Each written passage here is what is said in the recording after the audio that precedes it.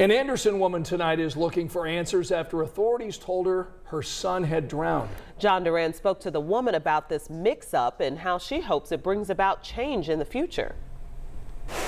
Police responded to a death Sunday morning along the White River in Anderson.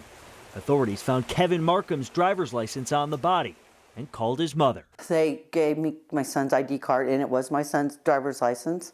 And they showed me a picture of, on a cell phone, of a person wrapped in a body bag. So all I could see was the face.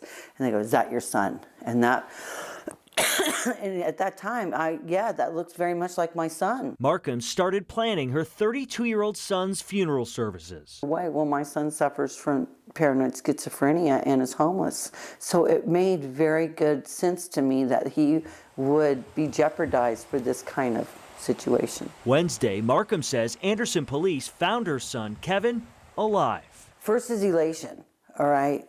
Okay, and then there is a little bit of anger because now this is not fair. I've been living for 4 days thinking that my son has passed away. The Madison County coroner said in part of a statement the deceased located in the White River was initially identified as Kevin Gregory Markham of Anderson. This initial identification was confirmed by his next of kin in accordance with Indiana law. Now, who do we have at the funeral home?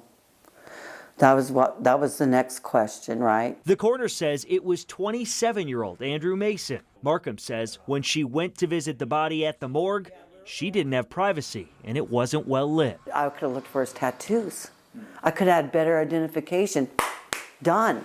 She hopes this incident changes that. We know what happened. We know the hurt it's caused. Now let's figure out how has a city and a county to make sure this never happens again. I spoke to the father of Andrew Mason on the phone, and he tells me he's glad the mix-up didn't go any farther than it did, and he's hopeful that this may just change how victims are identified in the county moving forward.